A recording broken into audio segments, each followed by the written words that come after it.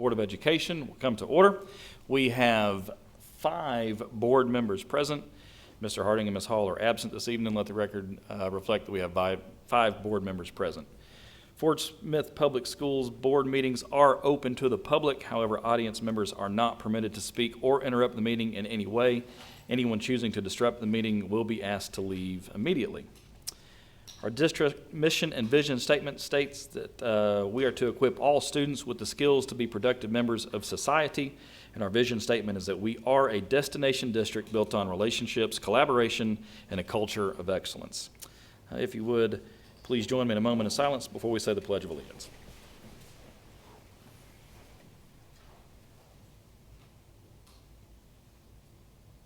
I pledge allegiance to the flag of the United States of America and to the republic for which it stands, one nation, under God, indivisible, with liberty and justice for all.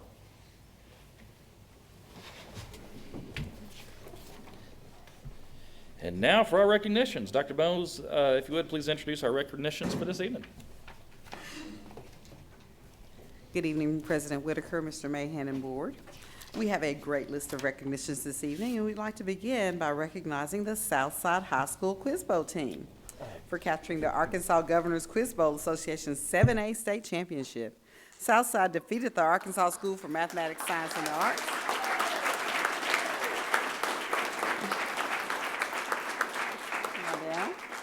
Southside defeated the Arkansas School for Math, Sciences, and the Arts 325 to 320 to claim its 8th state title.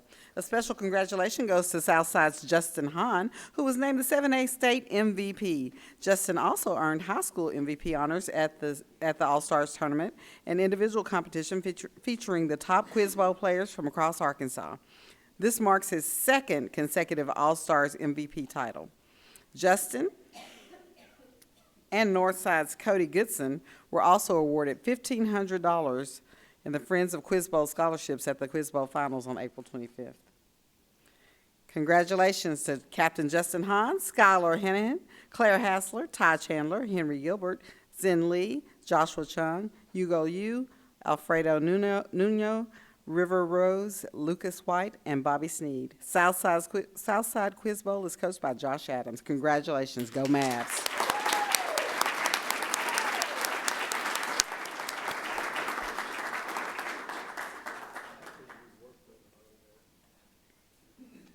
Next, we'd like to recognize Southside High School AP Psych teacher, Mr. Mark Minnick.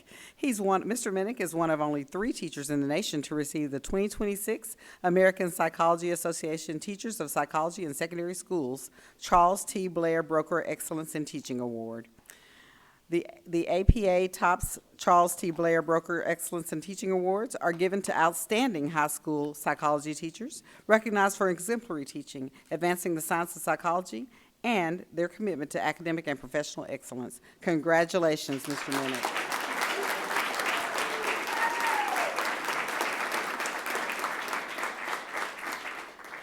Last but certainly not least, we want to recognize Jennifer Steele, who was named 6A Athletic Administrator of the Year. This prestigious honor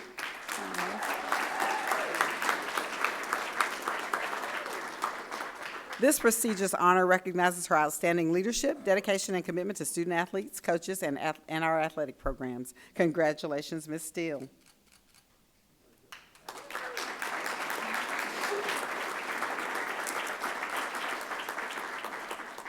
This concludes our portion of the recognitions. However, we have a special recognition tonight, and I'd like to invite Chief Eric Huber down to recognize a few people.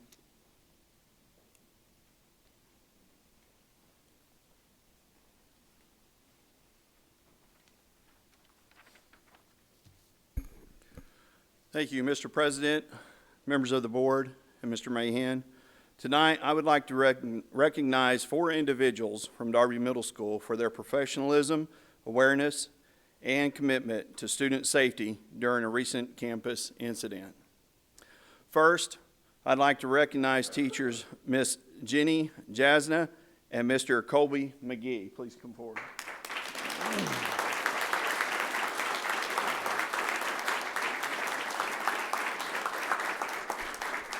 Their awareness and quick communication with school administration helped ensure the situation was addressed quickly and appropriately. In recognition of their professionalism and dedication to student safety, I am honored to award them with the civilian citations from the Fort Smith Public Schools Police Department.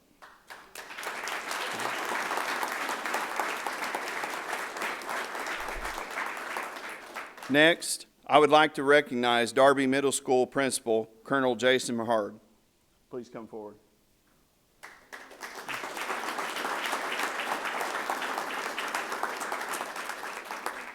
During the incident, Colonel Mahard worked alongside school, police personnel, and provided valuable assistance during a rapidly developing situation.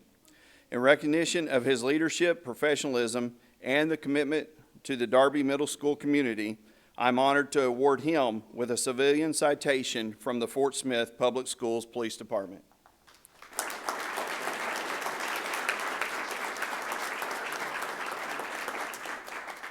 Finally, I would like to recognize School Resource Officer Anthony Tony Cox of the Fort Smith Public Schools Police Department. Officer Cox, please come forward.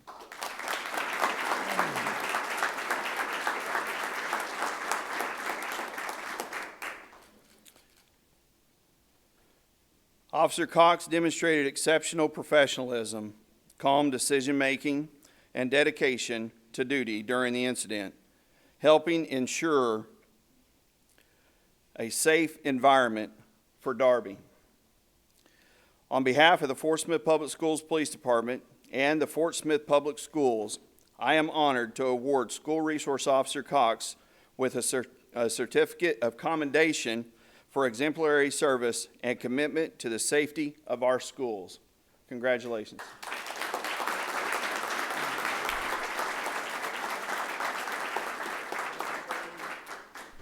This concludes all recognitions. Thank you. Thank you, Dr. Bone. Thank you, Chief Huber, and take her to all of our SRO staff in attendance tonight. We appreciate you guys.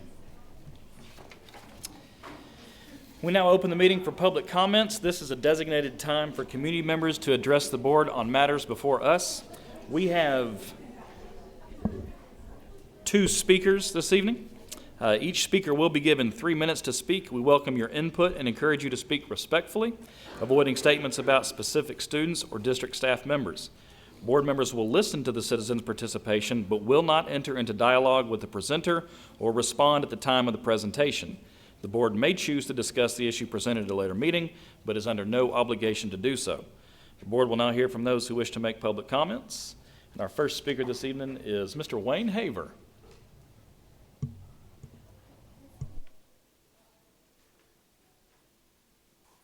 Board members and Mr. Mahan, it's an honor to speak before this board.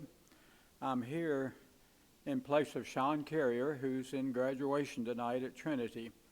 And I'm here again to support the recognition of Dr. Benny L. Gooden, who gave Fort Smith many years of service, actually 3 generations. He's the second longest serving superintendent in Arkansas, second only to Lee Kelp from Clarendon Schools. Among his other many accomplishments, he was selected as one of the 100 distinguished superintendents in America. Now that's quite an honor, not only for Dr. Gooden, but also for the city and the district of Fort Smith. We can honor him again by renaming the service center. And I don't know where this all stands. I just got a call from Sean and asking me if I would come and speak to the board about this. But we can honor him again by renaming the service center the Dr. Benny L. Gooden Service Center. I know the district has many needs financially, and I and many others would like to be willing to step forward and cover the cost of that, no matter what it is. I've been doing some fundraising for the American Legion since I retired as high school principal at Southside. I cover all the Boys State kids from Sebastian and Crawford County, from Mulberry in the east to Hackett in the other side, and all the schools in between. And generally takes about $5,000 to $6,000 to cover the $250 sponsorship for each of those students. So whatever the schools send as delegates down there, we can cover. I've been doing this for about 6 years and have not ever not gotten the money to pay for them, while many of them could pay for themselves. We don't want to single out individuals as needy or things like that. But I would be willing to help take care of that, and I'm sure others would too.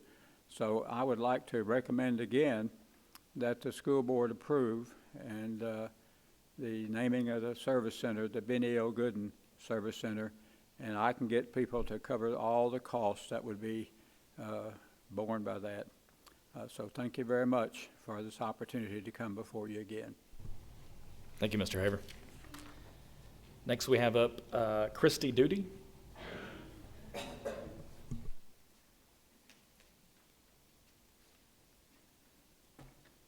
Hi. Thank you so much for the opportunity to speak tonight.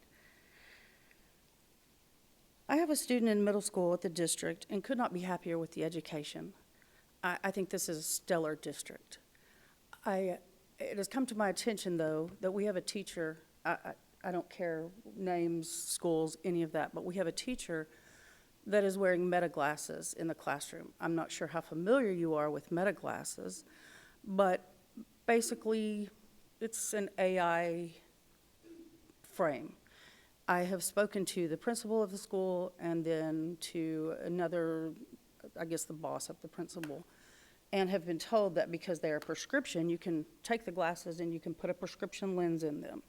And because they are prescription glasses, he is allowed to wear them in class with the promise that he will never use them to record or take still pictures of students who are obviously minors. I'm not sure that doesn't open up a can of worms that we really want. I mean, in that instance, you're opening it up to human error. He could accidentally be recording without even being aware that he's recording. He could be recording, all you have to do, it has a camera here and here. This one has a little light on it. You can basically put masking tape over it and record with no one being aware of it. I feel like we're opening up the district, not only for the protection of my child, but for the protection of this district. I think that there needs to be some rules in place. I get that it is a prescription that he needs his glasses to go to school, but no doctor is prescribing Meta glasses. That's just not a thing. They very well may be saying you need a prescription. That's fine, but we have other frames I would imagine that he could use. And without ruling there, are we looking at substitutes coming in and using Meta glasses? Are we looking at any of the staff? I don't know how comfortable I feel. Obviously, we don't want students wearing them because they can cheat on tests, they can, do all of these things. But what I've been told is that even if you're not recording, there's a lawsuit right now going on with Meta because it is being outsourced to a third party, which means that if you do take stills or if you do take pictures, it is going to a foreign country for them to help better serve AI communities so that they can learn from. You don't always have to have the Meta glasses turned on for that to happen. There have been lawsuits in Florida. There have been lawsuits, not just in the teaching profession, but across the board. In my profession, there has already been someone. I am a hairdresser. There's been an instance of an esthetician going in, doing a wax with Meta glasses on. Client has no idea. She's live streaming it the whole time. I would just ask that we put some measures in place for protections of the district and the students at the same time. Thank you so much for the opportunity to speak. Thank you, Ms. Duty. Next item on the agenda is our superintendent's report. Mr. Mahan.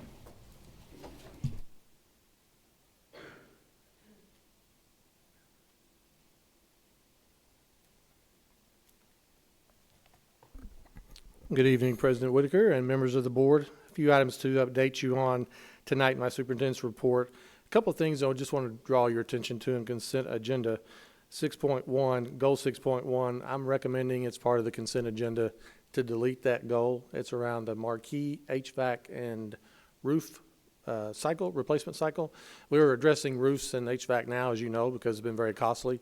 And the marquee, I just want to pause that but just because of some financial concerns for the future around capital, which we'll talk about tonight in our bond request to make sure we address some of the failures in our buildings and the maintenance.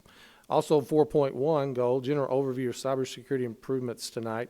Just want you to know we can't provide a lot of sensitive information, but it is it's important that you hear the things that we put in place that are as a result of legislation, and also get an update on what we can tell you that's not going to open us up to a danger. So it'll be very general overview of that. Also in that consent agenda, Title I migrant education annual requirement. We do this every year. It's an annual requirement, so just something that's a reoccurring event. There's also a federal program statement of assurance that's a reoccurring event. And there's a resolution for summer hiring for the month of June, since there's no board meeting, that we've done the last couple of years. And Marshall's on the Zoom if you have any questions as far as the legal aspect of that. Be ratified at your next board meeting in July, but gives me the power to provide contracts while we're out of not having a meeting in June. Also, just want to update you on noise mitigation. I was going to have the Roosevelt group meet tonight with you, Taryn Judd, and talk about updates on that. We have recently learned the OLDC will change the grant to put verbiage that we have to keep the buildings for at least 15 years to not have to pay back any grant monies. We have no intentions of selling those, but it's additional verbiage, and I will bring that to you for approval upon that verbal change. He's also continuing to work once construction starts to ensure the cost stays at 10% or below what was approved because of hard costs and soft costs. And he's confident he will be able to find grant money to offset those fees. And then also, we've already looked at OR. It's a 10-month process, OR Learning Academy being the first one that we will address. And it's a 10-month process from start to finish. And Mr. Schaefer and Joe have worked with that team, Dr. Moss and Mr. Solly. They're confident they can move people around during the process to be as least disruptive as possible. And there will be some disruption, as you all would expect, with some changes in making that building less likely to noise interruptions as a result of the F-35s. So just an update there. Also a right sizing update. I believe as of today, all staff at Spradling and Carnell that have been right sized, those have all been placed at other positions and have gotten all of those fully in the right spot. And then I want to talk about listening themed tours in the spring. I told you kind of what I was hearing in the fall, but when asking our staff, and I believe we've done over 30 of these now, what the district is doing right is communication, transparency, and feedback has stood out across all audiences we've talked to. Staff support and recognition has stood out, and a focus on student learning and career readiness has kind of stood out as things we're doing right. And I just want to skip over to the last one because two of those are in the last one, because we do ask, what do you need from superintendent and district leadership? You can see they want that continue the leadership, communication, transparency, continue to support teachers and staff, which is in there, and then also staffing and workforce capacity is something they need from us. When you look at things that are challenges to student achievement or getting your job done, if it was a group that wasn't a teaching group, student attendance and behavior are some challenges that we've heard that are common, as well as curriculum and learning gaps, and then that staff capacity and workforce stability. As we mentioned earlier, we're having to look at recovering funding through attrition as a result of loss of enrollment. So we've had to freeze some position for now. Even at the district level, we've absorbed 5 positions because we just think that's the efficient thing to do.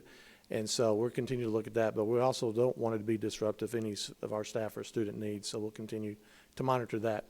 And what's one thing this district can stop, start, or continue? One thing to start, additional student academic and behavior support.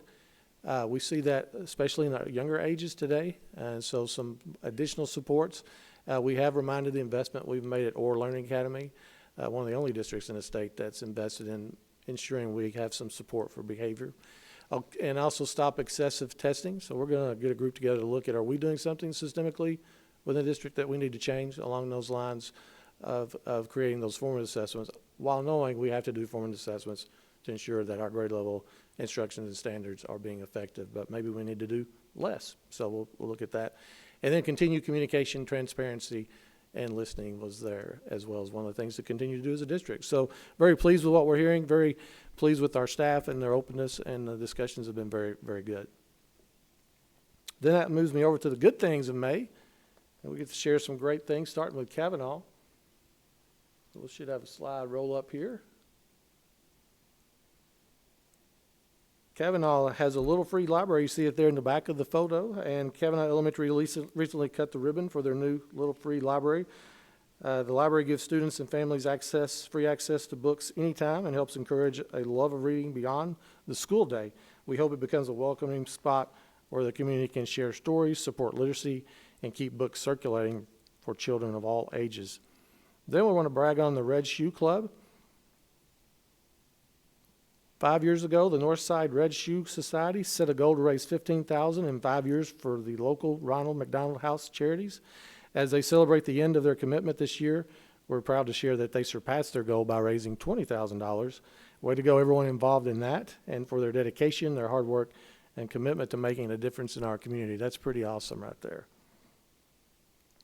Also very, very proud of our Golden Apple Award winner. KNWA gives a Golden Apple Award every year, and they recently honored Northside High School teacher Courtney Hardcastle as this year's recipient. This recognized teachers that goes above and beyond for their students and their community. In her nomination, Ms. Hardcastle was praised for her dedication and care she shows her students every day, and from staying after school to help with difficult concepts and preparing students for testing, to making each student feel valued by remembering birthdays with personal cards. She was described as an inspiration and a favorite among students, including some who have gone on to become teachers themselves at Northside High School. And got to go to see a couple of these last week. This is always exciting. Our senior walks, where our seniors took a walk down memory lane last week. They returned to their elementary schools where their journey began in our district. From familiar hallways to cheering students, a special reminder of how far they've come and how bright their future is. So we were very proud of that. I'd like to share that with you tonight. And of course, graduation. We were just knocked out Northside and Southside last week. Class of 26 at both Northside and Southside were outstanding. We're proud of our students and our graduates, and excited about the great things ahead for them. And that's the next slide over, one more slide, right there. And so very proud. You'd like to see the excitement on their faces as they get that diploma. It's very exciting. So very proud of them. Great events. And then Foundation Grants and Awards Celebration. The Fort Smith Public Schools Foundation, that's a great partner of ours, recently awarded approximately $87,000 in grants and scholarships. Grants help fund the classroom resources, enrich opportunities such as books, field trips, STEM projects, and other educational initiatives. Scholarships provide financial support for our staff pursuing continuing education and professional growth. I'd like to thank our foundation for their incredible impact and a commitment to advancing educational opportunities in Fort Smith. They're very influential. And then our retirees and rookies. We switched it up a little bit this year and went from a picnic honoring our retirees and rookies to a more formal event. We celebrated the past and the future of our district at our annual event. And it was a special day to honor incredible legacy of our dedicated retirees and celebrate our rookies who have just completed their first year of service. And then finally, it's always great to recognize our elementary school students, our superintendent stars. Congratulations to this month's superintendent stars. Hamanu from Morrison, Elizabeth from Park, Raquel from Spradling, Isau from Sunnymead, and Caden from Sutton, our superintendent stars this month. And this concludes my superintendent's report. Any questions you might have? Thank you all. Thank you, Mr. Mahan. Next agenda item is the consent agenda. The consent agenda is voted up or down as a whole unless a board member asks to pull an item for individual consideration. And I'll wait just a moment till we get that up here on the screen. That way everyone can recognize what's in the consent agenda. Board members, anything you'd like to discuss, pull for consideration, conversation? Just a quick comment about the financial report, and this is probably towards Mr. Warren. Maybe in July, could I get it in Excel instead of PDF? Is that possible? Financials? I just can't, I want to slice and dice it, and I'm kind of a data guy, so if you flat file, Power BI, however you have it, it'd be cool. Sometimes the PDFs are just kind of hard to follow. Understood. Perfect. Thank you, sir. Thank you, Mr. Garner. Anybody else? That being said, I will entertain a motion to approve the consent agenda. Motion to approve the consent agenda as presented. Motion made by Ms. Kraft. Do I have a second? Second. Second by Mr. Garner. That being said, all in favor, please indicate by raising with your right hand. That approves with a vote of 5-0. We'll now consider the approval of the 2026-2027 Board of Education meeting schedule. Mr. Mahan.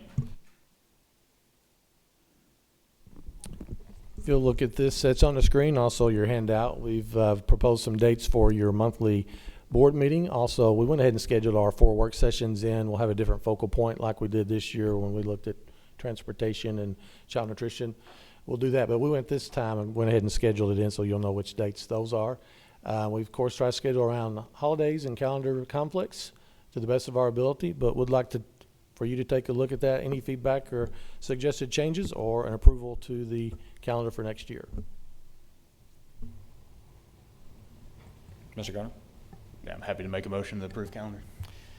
Yeah, I mean, I appreciate, I just want to make a comment, I do appreciate all the work sessions being scheduled in advance. I mean, those are items that I know that I think everyone on the board finds intriguing and just an in-depth dive into it. So that said, motion by Mr. Garner. Do I have a second? Second. Second by Ms. Lott. It's been moved and seconded to adopt the Board of Education meeting schedule as presented. Any further discussion? All in favor, please indicate by raising your right hand. And this approves with a vote of 5-0. We'll now hear a presentation from our technology department giving us an overview of cybersecurity updates recently presented as well and improvements for 2026-27. Mr. Mahan. As I mentioned, this is goal 4.1 for me, and I appreciate the great work of Vance and his entire technology crew. They are very talented, and they meet the needs of our district with expedition, and also a great focus on customer service. And so we appreciate their great work. Vance? Good evening, Board. Mr. Mahan. Like Mr. Mahan mentioned, this is an update really to address one of his performance goals, which was to increase our cybersecurity protection. Kind of a brief overview. This first slide is basically the 3 laws in Arkansas that primarily pertain to cybersecurity. The first one, Act 504, its primary purpose was to mandate a cybersecurity policy for all state agencies, which DESE is a part of. Once the state adopted that cybersecurity policy, all of the subsidiaries, including DESE, adopt that as their own policy, so it's all across the board pretty much the same. It also provides some standards for training for our employees, and the cybersecurity policy itself is reviewed every 2 years. It coincides with the regular session of the legislature. 510, Act 510 is a law that prevents us from disclosing information about our cybersecurity policy as well as cybersecurity incidents. Because we have a pretty strict FOIA law, they felt it necessary to put this in there to kind of prevent us from divulging information that might allow someone to learn something about us and use it against us in an attack. Act 846 is a self-funded cybersecurity insurance policy, which we actually took advantage of this school year. It provides $100,000 reimbursement, and it's overseen by a board. So once you make those expenditures to either mitigate a cybersecurity incident or recover from one, then you take those expenditures to that board, and they vote on whether or not they're going to reimburse you. They're very expedient. It was a quick process, and we did get our reimbursement for the money that we spent last school year, or this school year. So a couple of things here. These are cybersecurity improvements that we've made really over the last 2 years leading up into this school year.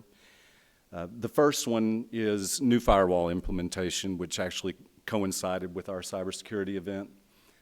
Not to go into detail, but it's a much more restrictive firewall than we had in the past, and it's also supported by the state, so it actually allows us to rely on the state to help us with that firewall and not just our own team. It's a good support system. The other thing that we did in the last 2 years, we implemented new antivirus protection, and to explain why it's a better situation, it's an MDR solution, and all that means is there's a national team that actually watches our systems, and when they see cybersecurity events that could be occurring, they contact us. If it's severe enough, they call us. Or they send emails, but primarily if it's severe, they call us, and then we can respond immediately. So that's 24/7, 365, something that our team probably couldn't do on our own. It's just kind of another level of support.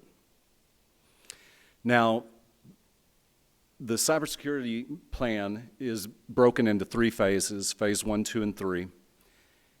In 2023, we began phase 1, and then in the following year, 2, and then next year we'll do phase 3. The cybersecurity plan itself is based on NIST standards. NIST, N-I-S-T, National Institute for Standards and Technology. It's kind of an overall framework for cybersecurity. So it wasn't something that the state developed from scratch on their own. They just take those NIST standards and then apply them to our situation. What the state did was they broke those NIST standards up into 3 phases so that we could attack them 1 phase at a time, year to year. I've listed phase 1. Those are what they call controls. Those are the phase 1 controls that we addressed in that year. I can't go into detail about the things that we did specifically for each of those controls, but I did highlight a couple of them. I highlighted access control and identification and authentication. Now, the first one, access control, I'm going to pull my note here.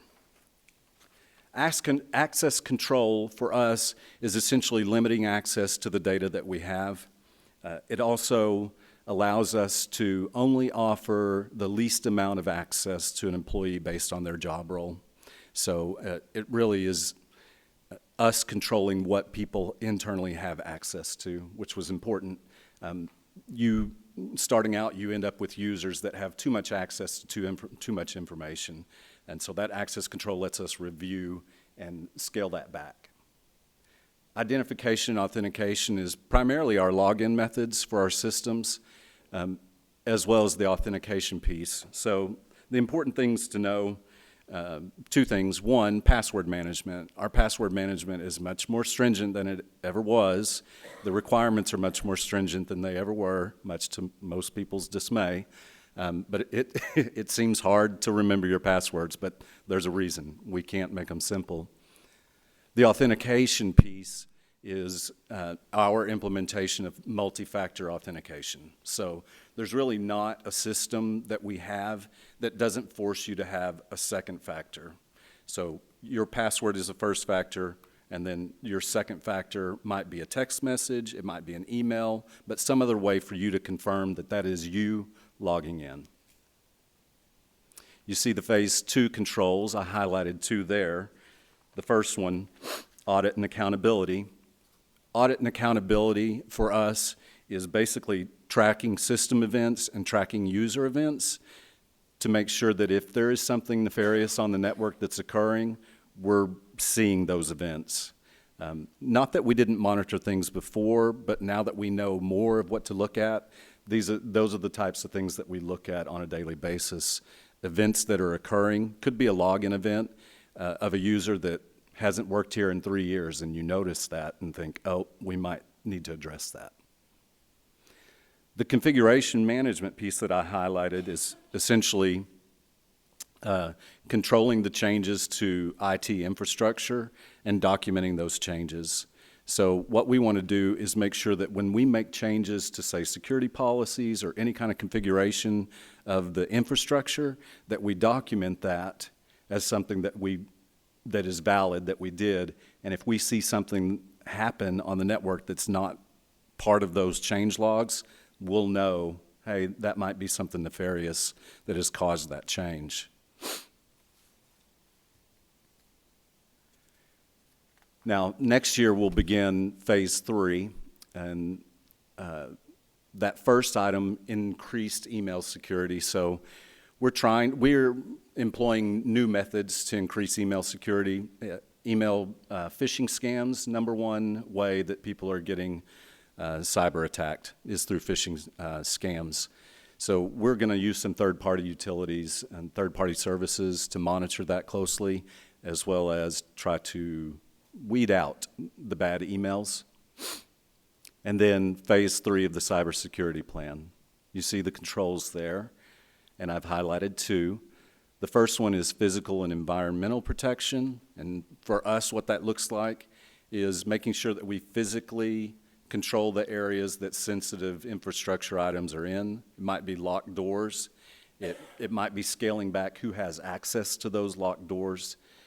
It also includes things like battery backup protection. And then the other highlighted item is risk assessment. This is pretty common in the industry, but for us, risk assessment is basically identifying and evaluating potential threats, potential risks, things that we're doing that may leave us open. And it also allows us to do vulnerability testing, or you'll hear the term pen testing, which is penetration testing, where we employ a third party to test, try to break in, and tell us where our vulnerabilities are. That concludes the presentation. I can answer generic questions, but happy to do so if you have any. Appreciate you again. Just be cognizant, board, about asking questions that may have responses that are sensitive. I'm sorry. I just wanted to, don't tell me any details, but from our cybersecurity incident that we had last summer, do we feel like we got everything back? Do we feel like we have mitigated that situation? Are we in a good place now? Like, I can have a thumbs up or a thumbs down, and you don't have to tell me anything, but are we good? Did we kind of resolve that as best that we I hate to be too confident. If you Sure. had asked me this prior to that event, because these are things we've worked on Right. for at least a couple of years diligently. If you had asked me before that event, I felt pretty confident that we were pretty good. But it only takes one chink in the armor. I mean, just one tiny hole. I feel like we're in a much better place than we were. Not so much from the protection side. There's always any phishing scam could get you, right? But what I feel more confident about today is our ability to recover than Okay. we were in the past. And I try to stress this to other tech directors, that there's that cliche that says it's not if, but when. Sure. And that's entirely true. I agree with that. But we had to spend more time focusing on recovery because we knew it was a win. We focused a lot of time on the recovery aspect so that it doesn't take us quite as long to recover as it did the first time. Sure. So you learn a lot. Yeah. Yes, we're in a much better place. Awesome. Yes, I feel like we're in a better place than even other districts around this state. But I'm not going to say it's foolproof. Sure. Oh, sure. But you can sleep better at night. Sure. Other questions? Anyone else? I was gonna ask about like people logging into their own personal phones, or like, you know, even the conversation earlier today. Would that cause a risk for cybersecurity? The only things that we allow people to use on their phones that would intermingle, really email is the primary thing. So you can check your school email account on your phone, but we don't feel like that's a threat, you being able to access a personal, and they do access personal email accounts on their school computer. But the protections that we have on those computers would prevent their personal email from causing an attack just the same way that we would protect their school account from causing an attack. I hope that answers your question. Any other questions? You guys have been super easy. I appreciate the time. We Thank appreciate you. Thank you, Mr. Gregory. This is an information item only, so no action is required. Next, we will consider approving a resolution to issue bonds. Mr. Mahan. I've been discussing this for a few months, I know, during my superintendent's report, as we've been repairing a lot of damage and maintaining a lot of buildings. There have been changes in insurance around roof replacements, HVAC replacements that have been causing us additional costs. So we've got a presentation tonight about pursuing a bond based on bond that's rolling off over the next, or excuse me, debt rolling off over the next 3 years. And Mr. Warren and Mr. Kevin Fott from Stevens are here to talk you through this proposal. Thank you very much. I want to share with you, you have in your abstract 3 different documents. The abstract itself, we have the document from Stevens Inc. that provides some financial information as well as a timeline of how a bond is issued. Another document is the actual, well, it's another set of documents from Stevens that will be signed by the President and Secretary upon approval as an action item tonight, as well as the presentation that you have that I'll be going over. It is time for us to look at issuing bonds. This is how a school district in Arkansas provides capital project funds to be able to take one-time money for renovations, new buildings, things like that. There are restrictions and availability. That's what the document that lists a lot of revenue from Stevens Inc. just shows you that we do have the capacity to do that. When you get down to the first question, how did we arrive at this specific dollar amount? It's because as an administrative team, we got together and looked at what are our facility needs that we see. And a bond issue requires you to spend it down within 3 years of the issue. And so we have to be mindful of that you have to have enough capacity as far as people's power to actually get these things accomplished. We're fortunate enough in this particular bond issue that we're attaching a resolution that allows us to look back to some degree from this resolution date and pick up some of the things that we've already been spending our funds on so that those funds can remain to some degree untouched for available other needs. This is the list that we generated that said this is what we're going to focus our attention on over the next 3 years. Specifically, you see a lot of roof repairs, specifically as far as dollar amounts go. So there is a methodology that helped us arrive at that dollar amount. It is just a schedule. A bond issue does not require you to spend exactly that amount on these projects. As it gives you flexibility as projects come about through whatever events that may create new priorities, you are allowed to focus your attention and focus on those. And so there is flexibility in there. You just have to know that you do have to spend the bond issues within the 3-year period of actually receiving funds. The next slide specifically shows you what the impact of the debt service. This is a good size bond issue. It doesn't compare as far as dollar amounts to the millage bond issues. If you remember, when we increased our millage, we had 2 specific bond issues that were part of the Vision 2023 Capital Improvement Program. However, before then, there were periodic bond issues that the district needed and set forth. We haven't seen one quite to the level of $15 million, but we've seen a $12 million bond issue in the past. What this does is show you, if you consider FY26 as the base year, you'll see in the first year, because it takes a while before the bond issue starts paying interest. And so you basically get 6 months pass, so to speak, before you start making interest payments, and then you'll eventually start making principal and interest payments. And so you can see as far as annual debt payments, we'll actually have less of a burden next fiscal year. The following year, compared to the base year, you'll see that we'll have 2 years where we'll have to look at for cash flow of over $200,000. After that, you'll see some reductions in that flow until you get to the point where in FY32, you see some bond issues that are actually rolling off entirely, because we have currently 10 bonds that have debt service payments, and they are staggered as far as what their maturity rate is. That's in one of the documents that was provided by Stevens. And so you can see that there's really, in our opinion, not significant cash flow concerns that we have on this specific bond issue, not in the next year for sure, the subsequent 2 years, and for sure beyond that. And so it does still allow you the flexibility, if you need to, in 6 or 7 years, look at another potential bond issue to keep that cash flow even beyond that. This specific bond issue has some projections and assumptions that are that are listed in the Stevens document.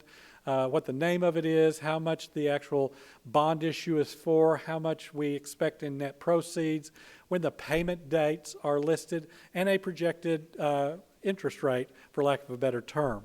That interest rate is can fluctuate depending on what the market demands are at the date that we actually close the bids. It is an open bid situation, and in the timeline, which is on the next slide, but also as part of the presentation, you'll see that we'll be looking at that on July 22nd. That'll be the day that we see if we're close to our projected interest rates, and that tells us that we should be relatively close to our debt service payments that we've captured in our projections. There is, I wouldn't call it risk, but there is fluctuation there that has to do with market trends because it's a full 2 months out from today. Kevin Fott is with Stevens Inc. Stevens Inc. is our financial advisor. He's here. He's provided the original documents that will be getting signed. He'll be back at the July meeting where we're ready to actually sign the bond documents. Just for fun, you may see that this is what a bond document looks like when it's all said and done. That thick book is a bond document. It's now all digital and it's on a CD or on a flash drive. But back in the day, we got a big book like that. That's actually one from one of the last bond issues that took place with the district. And so you see that there was also the specific timeline that is listed there. Stevens provides support for a lot of the required items that we have there. They help us with our publications, working with the Board of Education, as well as working with bond attorneys and counsel to ensure that we're meeting the needs of the actual bond issuer and trustee that is collecting principal and interest payments. So this is relatively new to the district, except even if you don't count the bond issues that took place during Vision 2023. So there might be questions that this board has, and we're happy to answer them at this time.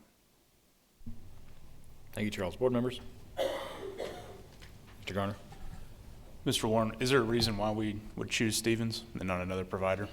No, there are typically 2 providers that are available in the state of Arkansas that work with most school districts. We've just had a good relationship and partnership with Stevens Inc. Since before I was here, and so we've continued that partnership without having any negative consequences. That brings up a good talking point that even if we get less than ideal interest rates, the one nice thing about it is our financial advisor is also monitoring interest rates beyond this year, because we've actually refinanced a number of our bond issues when the market showed that the interest rates were driving down. And so if you believe in the cyclical nature of the economy, if you think it's kind of high now, we do believe that there will be another cycle where they'll be low again, and we can take advantage of the opportunities to refinance that and lower our debt service payment. In fact, that's what our last 4 or 5 bond issues have all been refinancing, taking advantage of just that. So it's just mostly a partnership that we've not determined has lost its value. Okay. But we don't have a comparable on fees and interest rates with another firm? No, no. This is part of our agreement of monitoring and working with them, especially the work that we've done with Stevens Inc. and Kevin Fott, getting to this point where we're ready to release this. And because there's 2 in the market, they're not that different as far as rates. What I've found talking to other school districts, it's a unique niche industry, and they're all working with the same council. So the council fees are not going to be driven down any further as well. Anyone else?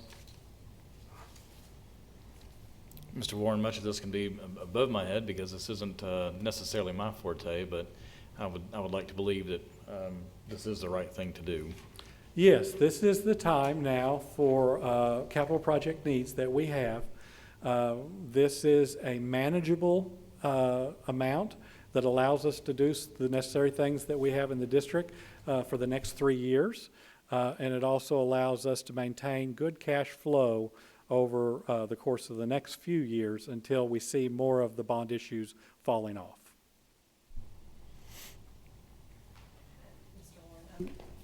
I think I already know the answer to this, but I'm just going to ask anyway. As long as we have kind of a good tracking system of like, these are the estimated costs for all of these projects, and good Lord, we've been talking about roofs since I got here. And so I know this is a consistent thing that we do often, but, you know, if any of these come in higher or lower or other things are, you know, deemed emergent, necessary, you know, that we keep track of what this bond has been issued for and the expenses related to these things.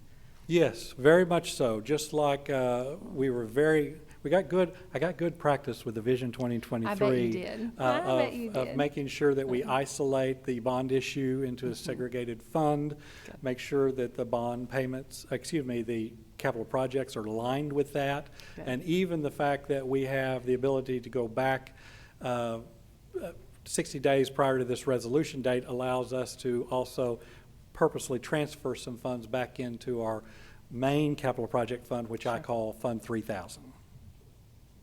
Mr. Mahan? Also, just some backstory. We've triaged the needs across all facilities, but Charles made a good point early. If there's an emergency that arises, we would have to triage again with this set of funds to adjust according to the needs that arise. So, but this gets us a start. We're confident we can do these things in 3 years, as that's the other factor you have to weigh in.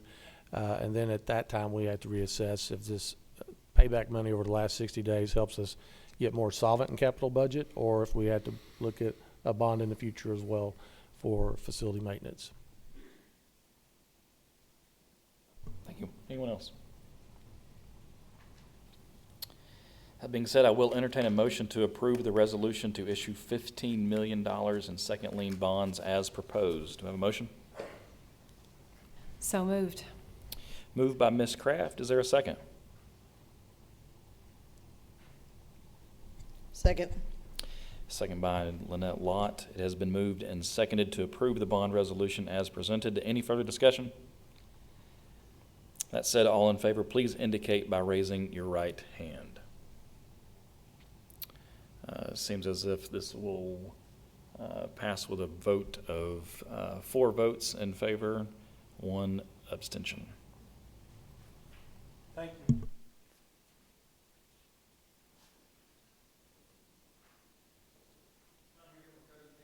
Excuse me, I'm here from a presentation from the Long Range Facilities Planning Committee and consider approving the recommendations that's presented. Mr. Mahan.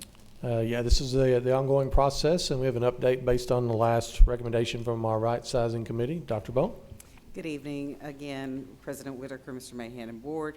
I am standing here, and I will have a representative from the Long Range Facilities Committee join me momentarily, but I want to give you a little bit of background. As you know, we came to you earlier this year, and you approved the right-sizing of both Spradling Elementary and Carnell Elementary, which leaves those 2 facilities vacant. Our Long Range Facilities Planning Committee, let me see if it'll click sometimes. Our Long Range Facilities Planning Committee has had a goal, a long-time goal of taking offline facilities that are our oldest facilities in the building, and you'll see those listed there. At the top, you're going to see the Parker Center, you'll see the Rogers Center, as well as the Peabody Center.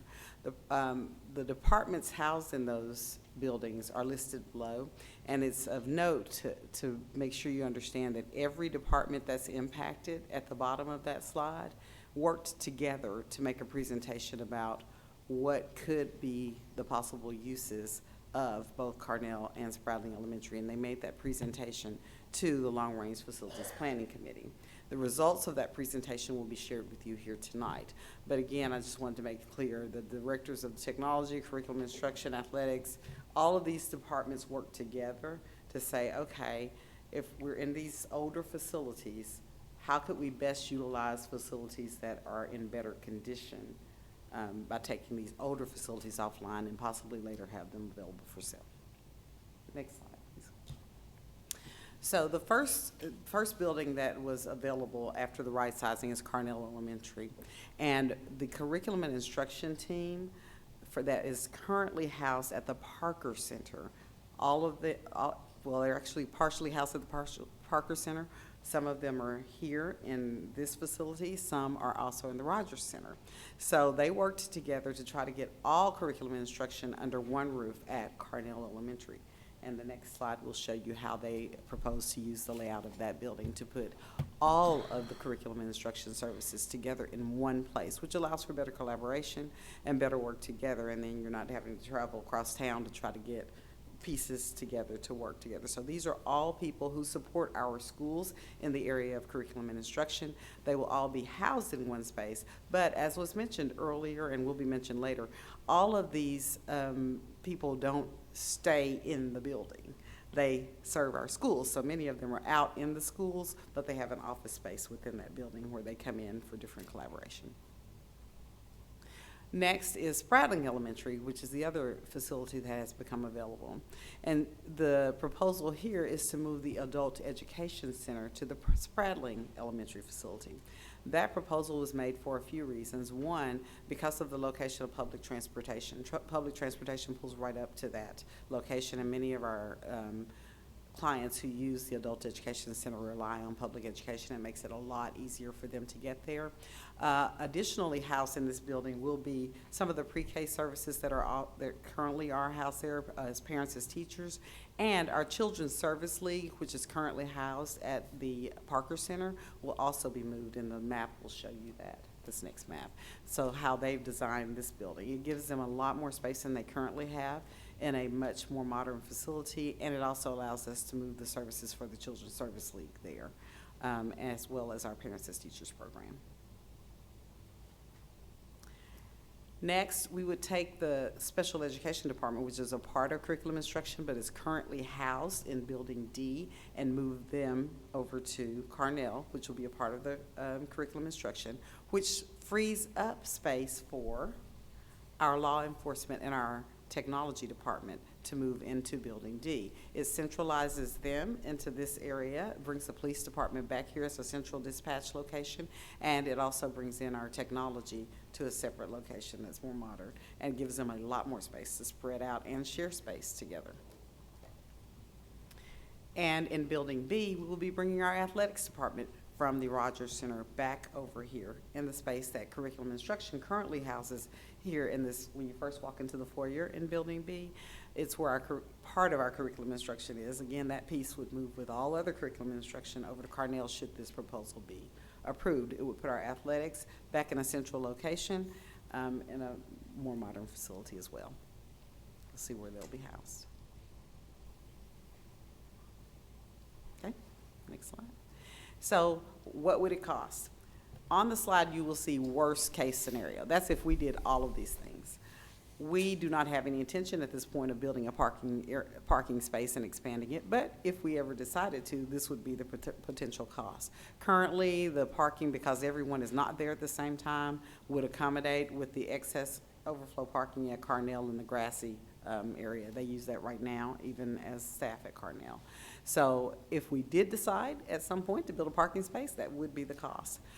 Data drops, that's if we had to put a data drop for every single person that was moved. That would be worst case scenario. Again, that's not, that's just the worst case scenario if we had to do that. I've been assured by our Director of Technology that we won't have that worst case scenario, but I like to think, you know, if everything went wrong, this is what we would have to do. Outlets, same thing, worst case scenario. That's if we had to put an outlet in for every single person we moved. We just wanted to give the committee the largest numbers that we could, just in case this did happen. And then the thing that is true, though, is the server. So there is currently a server house at the Rogers Center. Regardless of what happens, if we take that building offline, that server was going to have to be moved. We couldn't leave it in an empty facility. So wherever we decided to move that server, that would be the cost of moving it. I'm going to ask Mr. Darrell Stovall, who is the chair of our Long Range Facilities Planning Committee, to come up and to talk to you about the recommendation. His vita is on the board there, but most notably, he served as our foundation board president until he abandoned us. And but that's, I guess he has a right to retire from that. We have kept him on this committee, however. So, Mr. Stovall. Thank you for having me today. I also want to recognize we've got quite a few members of our committee here, and if you stand up, it'd be great to be recognized, but thank you.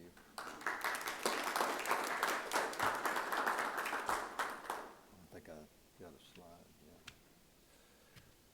yeah. Our committee is recommending three things. First, move the Parker Center staff to Carnell Elementary, which you saw where they would be located there at their campus. The second recommendation is move the Rogers Center staff to both Carnell and to the Service Center. And our last recommendation is to move the adult education staff to Spradlin Elementary. That's all I have. If you have any questions, I'm sure somebody can help you, but I just happened to be the guy that walked out of the meeting and they said, "You're the guy," so. Well, we appreciate your time and attentiveness to this. You know, there's a lot of eyes and ears that go into this recommendation, and it seems as if the consensus is, you know, everyone's in agreement that this makes sense. I mean, am I understanding this correctly? Yes, I think it was unanimous that these were the best spots for them to go. Of course, we just had to take the old buildings offline because we just can't spend any more money there. Sure. So those buildings would be sold, I guess, I'm assuming? The old buildings? Mr. Mahan? Yes, sir. We would put them on the market. The law requires a 2-year waiting period for charter schools to have the ability to purchase older buildings. However, there's a waiver process we use for Bell Point. Bell Point's on the market and has had some people looking at it with some interest.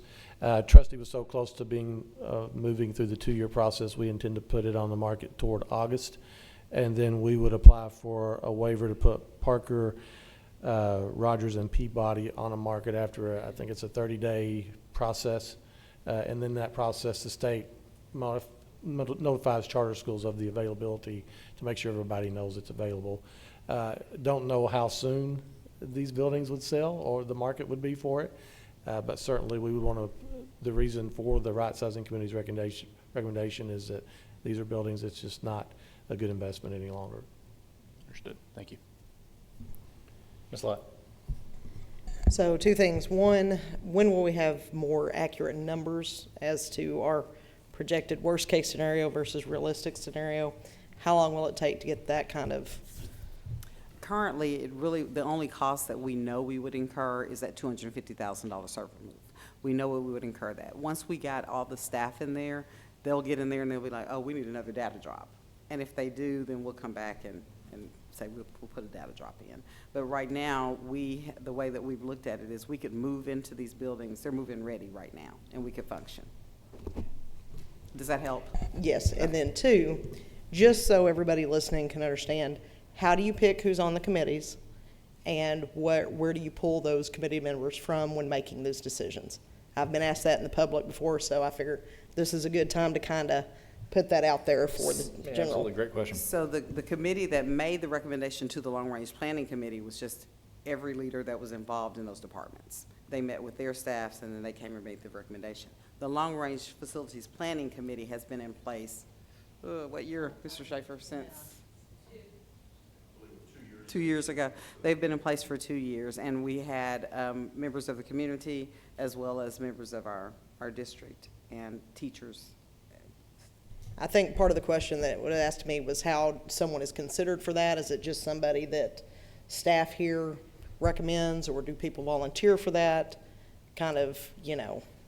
Come up, Mr. Schaefer, because you formed the committee before me. I was frantically looking for a presentation. So the committee was comprised of 7 administrative staff, 6 teaching staff members, and 13 different community representatives. I just wanted to get that out there for. Right, and many of the community representatives were part of Vision 2023 as well. Mr. Any Manning. additional questions? What was your first question again? I was going to add to that. Oh, yeah, The money. that was probably a little bit of my fault.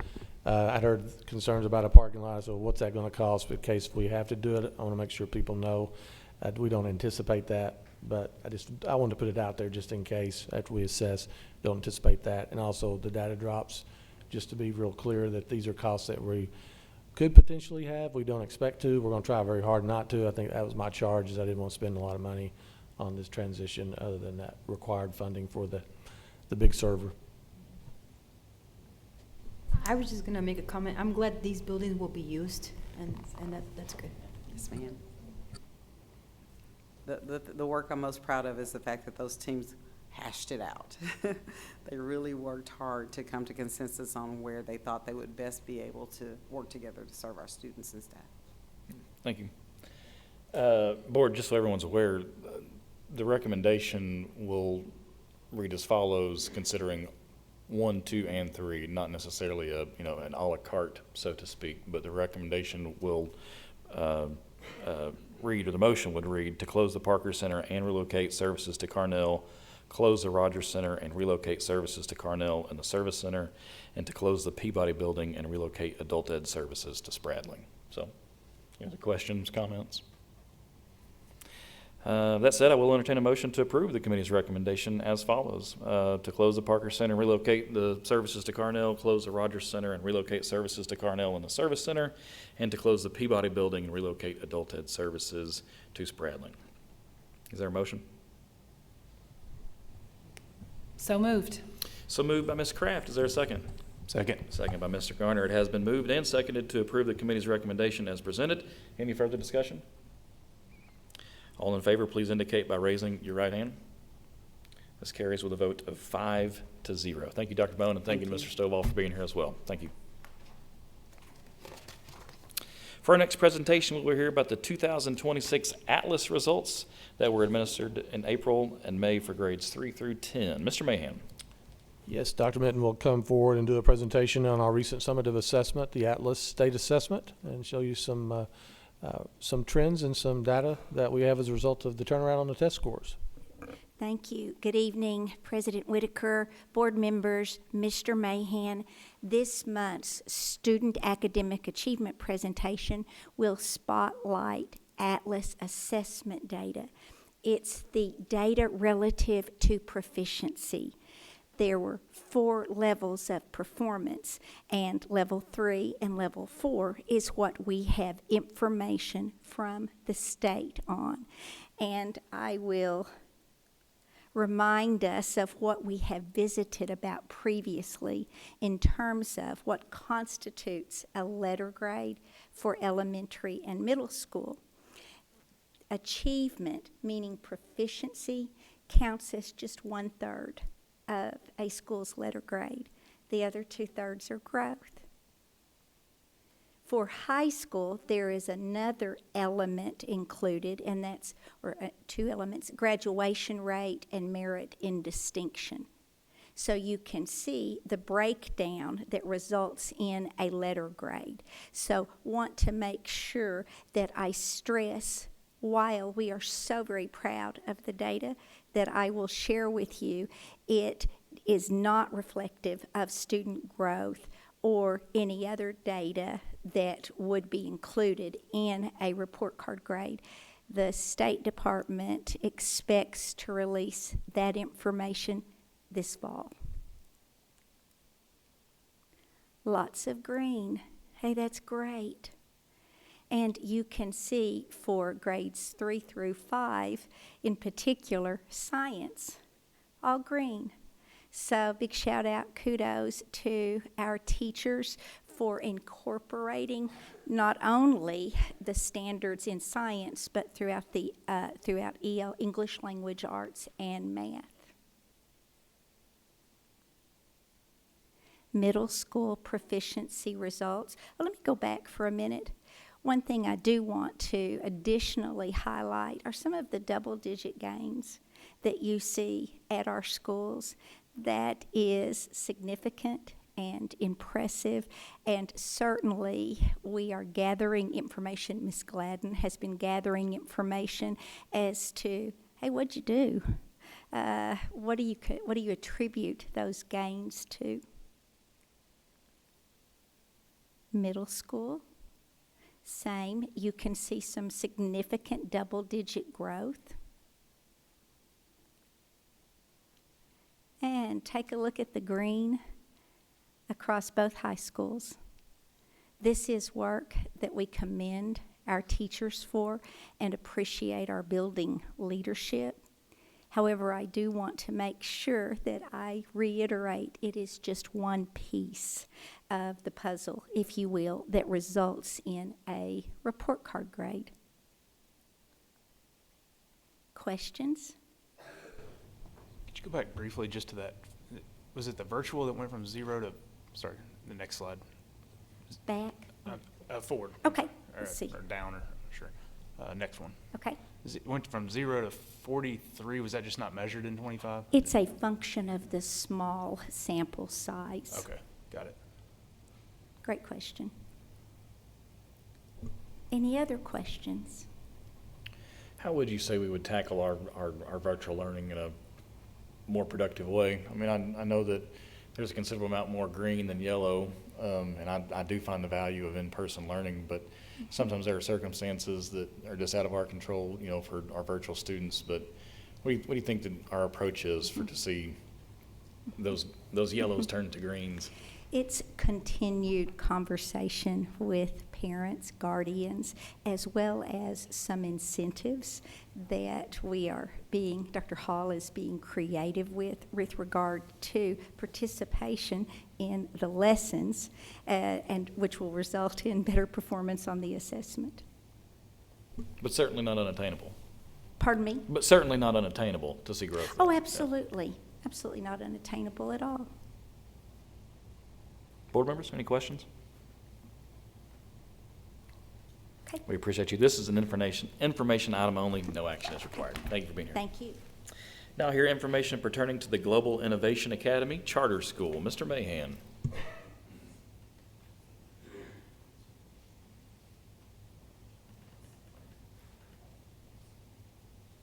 Okay, you'll notice the date on that's May 21st because I'm giving you a preview of the actual presentation I'll do at the Arkansas Department of Ed this Thursday about the Global Innovation Academy at Bonneville School within a school. This charter school will be heard by the Charter Authorization Panel, which is a group of people that will vet it at the state level. That's the next step as we move toward a process of getting approval. The goal I gave you had a fall of 28 goal. We're actually trying to expedite that to the fall of 27 opening. This is the next step in that process. So start with the fact that it'll be a STEM charter school focused on science, technology, engineering, and math. Also, you'll see it'll provide Singapore math and Mandarin as some options as well. See there the logo that our communications department did a phenomenal job of branding, where global connections meet local innovations. You can read the vision of what this charter school will be about and what the mission will be about. We've had telephone conversations with the Department of Ed asking questions along the way as they vetted the application process. And the question I get a lot is, why are you pursuing a charter? Well, there's a couple of reasons, because we'll use the Singapore math as the foundational math. It gives us an opportunity to kind of measure that versus our traditional math that we teach. It's not necessarily approved curriculum at the state level, so we have to have a charter to get that approval. The other thing is Mandarin will be a foreign language taught within the school day. Following all the regulations around instructional day and time, there's no room for a foreign language in elementary, so we have to have a charter to do that. The other reason for charter is that Mandarin in Singapore, there may not be an Arkansas licensed teacher in those areas that's readily available. So we may pull from someone that has that background in teaching that may come to us that doesn't have a credential in the state of Arkansas. So charters allow for some flexibility in that. And finally, we are competing. We have a lot of great options in this region for parents. And there is this desire or the belief that charter schools are a better option for parents. So as a district, why not have our own charter school as well to be more competitive with additional options for our parents and students? And this is our why, and this is the why in all of our schools, but specifically charter. Just wanted to point out some of the things that's centered around STEM and project-based learning that may look a little different, a little different focus than every school. Personalized instruction, which we should be seeing at every school, as well as academic enhancements, specialized opportunities, and extracurricular resources really related to STEM approach, robotics, our Pittsco curriculum, which you approved last month, all hands-on based learning. There are some highlights there around the program design. I'll let you read through those. Essentially, a STEM academy, compete globally. Classrooms and labs are just going to be very common. The lab would actually be a lot of the instructional time, again, with that hands-on approach. Collaborative teams with students and staff. Also, equitable access for all of our elementary kids, students, up to 100, 110, whatever that number may be. And also for our foreign military friends, we expect Singapore themselves to bring 30 to 50 K-5 students that would have this option and have the similar instruction around Singapore math and Mandarin that they would at their home. And then also STEM cohorts, personalized instruction, strong teacher-student relationships, and academic motivation.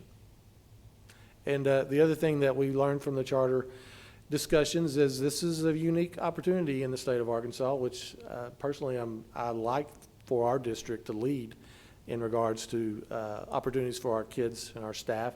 And they couldn't think of another elementary school that I have approached like this in Arkansas. So that's speaks very well of our district and what we offer our families.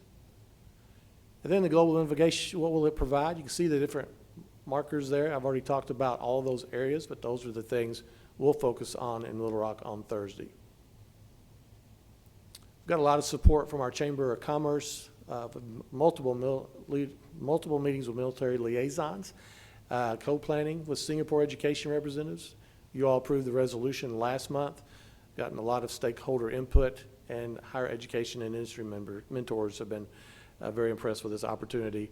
And so we've been actually talking about this concept for probably 4 years, 3 to 4 years, so it's not something new. We're just now getting to the point where it's time to get it in the position to open in the fall of 27, if at all possible. And here's some stakeholder, just to go back to some of the feedback. Here's some stakeholder feedback. This is 510 respondents. We did this a couple of weeks ago to make sure we had this to go with the application process. We've been getting quantitative feedback for several years now, and there's been a lot of support. But still, even there, you see very likely, somewhat likely, very high, and yes, and maybe very high as well.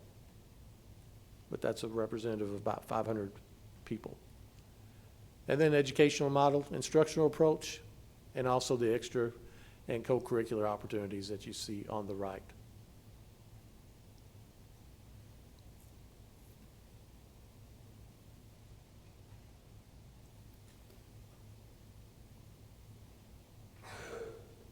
And talking about the Mandarin language as well, we intend to offer Mandarin and Singapore math in the evenings at Bonneville. There may be some middle school or high school students that have a need for that from Singapore. We don't expect the numbers to be very high, but we also just want to provide that resource to students that need extra help and things of that nature. And then we will, over the years to come, look at how do we offer Mandarin as an elective at middle school and high school for those students that go through this program that want to continue that pathway, our students as well. And again, I've mentioned the fact we're going to try to update this timeline, but this is the original timeline of my goal.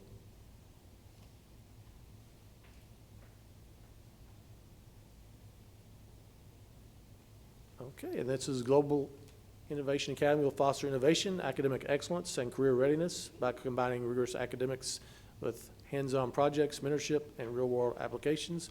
The program will prepare students to lead in STEM fields while building an inclusive, collaborative learning community.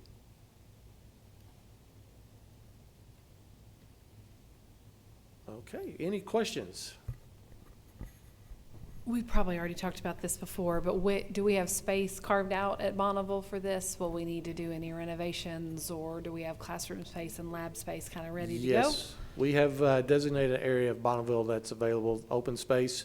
There'll be some renovations as far as some painting, probably some updated furnishing, and there'll be some branding with these logos on the walls, maybe some fighter pilots on the walls, but minimal cost overall for the facility.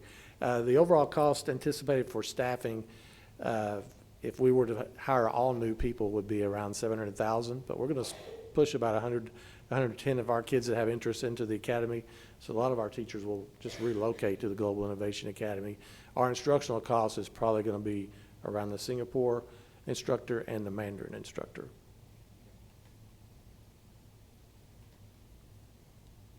What else? I'm interested to hear the feedback when you're down seeing our friends in Little Rock. I'm planning to be paying attention either via Zoom or in person with Mr. Mahan. But this is something I feel like is gaining a lot of positivity and conversation, and so I appreciate all the attention to detail here. Also very fortunate to have General Chip Brown will be there speaking on behalf of this academy as well. Anybody else? Thank you all. Easy enough. Thank you, Mr. Mahan. Information item only, no action is required. Up next, we will consider how to move forward with the naming of the Fort Smith Public School Service Center. Mr. Mahan. Okay, Dr. Bone. Good evening, Mr. Whitaker, Mr. Mahan, and board again. So I'm back, and tonight, as you know, we've gone through the process of establishing our committee after our community members came to us and requested that we consider a name change of the service center. This was again brought to us by the community, and then a committee was assigned by Mr. Mahan. We studied everything. We brought back the compliant names to you per our policy. Last month, you guys discussed it. You had open floor for comment. We had additional comment this morning, so it's this afternoon, so it's on your hands now. So tonight, you may decide to either adopt a name by majority vote, approve the name, request additional information, decline the nomination completely, or direct us to reopen the nomination process. It's in your hands now, and I'm just turning it back over to you. Thank you, Dr. Bone. The overwhelming majority in these submissions is for one particular individual who served our community and has had much positive response to. In addition to that, I appreciate how this is something that came to be not from the school board but from community members, and is something that they were interested in presenting to us. And if my memory serves me correct, the entire project would be somewhere around $12,000, and I don't think that's a large sum of money. I've made this my point that because it kind of came from a grassroots organic effort, that it shouldn't be the district's responsibility to fund this project. And Mr. Haver spoke tonight, and then even the gentleman, Sean, who presented it right out of the gate. I don't think there will be any concerns with raising money for this project should we move forward. I know that that's something that much of the community is concerned with, about whether or not we should spend our dollars or it should come from the private sector or donations. So we essentially have 4 opportunities here to make a decision, either to approve it, request additional information, decline it, or completely direct the district to reopen the nomination process. So any thoughts, conversation? So I did call Dr. Gooden after our last meeting, because I think the article that was published said, Susan Kraft said that we should talk to Dr. Gooden about it. So I called him, and we talked for a long time, and he is very appreciative. You guys all know how he is. He doesn't necessarily need it or think that it's necessary, and he's very humbled by it, but he's also fine with it. He knows very well that naming things after people causes trouble sometimes, he said. But I told him he's been causing trouble his whole life, so what's new? Right? Because that's why we love him. So he was very appreciative and happy about it, which makes me feel better about going forward with it. I think my recommendation would be, if we approve the recommended name with the understanding that it would not be paid with public dollars. If we could, however we word that in such a way that, and maybe that's me making a motion. I don't want to stop anybody else from talking. But if we make a motion to approve the recommended name and with the understanding that no public dollars would be used to pay for the name change, the signage, the whatnot, that would be my recommendation. We have legal counsel on Zoom, is that correct? Yes. Yeah. Marshall, just for my clarification purposes, should we move forward this with the contingency, to have the money in hand paid for elsewhere aside from the district? Is there a time frame in our district procedures moving forward with this that we need to have those funds secured by? No, there's no time frame. I think you've already had multiple comments from people who have committed funds. I think if you just made the motion, as Susan just indicated, you would just make it contingent upon moving forward when you had the funds. And so that could be another piece another piece of that would be not only is it contingent upon raising funds or that district funds would not be used, but that the renaming process would not commence until funds had been secured and were in place. I just wanted to make sure that as a district, we're crossing Ts and dotting Is the way that we need to. So, thank you, Marshall. Yeah, there's no deadline at all. Thank you. Board members, any other questions, comments, concerns? Well, that said, I will entertain a motion to approve the recommendation, request additional information, decline the nomination, or direct the district to reopen the nomination process. And obviously, if we do decide to move forward in any sort of capacity with any name, it would be contingent upon the funds being secured privately. Motion to rename the Fort Smith Public School Service Center to the Dr. Benny L. Gooden Service Center, under the caveat that this only be paid for by private funds, and that we move forward with this when those funds are secured. That was awful, but did that get it all? I think you're right. Motion has been made. Is there a second? Second. Second by Ms. Lott. Any further discussion?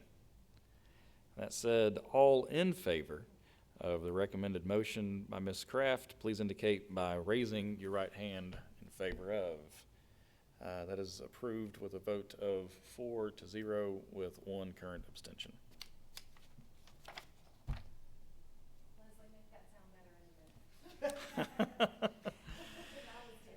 Easy enough. Well, up next, Board Members Forum. Adult Education graduation is tomorrow, May 19th at 6 p.m. at the Northside Arena. We will hold the superintendent evaluation on May 26th, beginning at 5:30 here in the auditorium. Board members, any other items you would like to request bringing forward at that meeting, or do you have any information that you would like to share? We'll start here. Ms. Lott. Well, as usual, there's a lot of time that goes into each of these meetings from all of y'all. Thank you for the people that do all the research for us out there. I know that's a lot of time that you're not paid for. It's much appreciated. I think all in all, it's been good. Got some more classes graduated. Maybe some things to discuss with one of those graduations in the future. But all in all, great weather, held off. Fantastic. Little rain shower, cleared the stands so people could breathe. So, but thank you all very much again for all of your dedication to the Fort Smith Public Schools. We'll start at the end. Mr. Garner. I think that's a great job on graduations. I mean, I think the parents and grandparents and everybody in attendance, obviously it was well put together. We couldn't help what happened there during one of the speeches, but good response by the district for that. And thank you for everybody that made those graduations a success. Absolutely. Ms. Martinez? I just want to say congratulations to all the graduates and thank you guys for everything you've done. Ms. Kraft? Same. Ms. Hall, Ms. Lott, and Mr. Harding, and we had all of you guys, no, not Ms. Hall, I'm sorry, Mr. Whitaker, that all had kids graduate Thursday night and Friday night. So congratulations, moms and dads, on getting those kids across the stage. Good job. I think I got allergies during 2 names. You did, just a little, just a little. That said, appreciate everyone's hard work in the district. Here we are coming to the end of another school year, and I'll say it, I've said it 1,000 times, I'll say it again. We have the best district in the state of Arkansas, and I'm proud to be a part, and I'm proud to call Fort Smith home. So that being said, Mr. Mahan, any questions for the board? No, sir. No further business to come before the board. This meeting is adjourned. Thank you.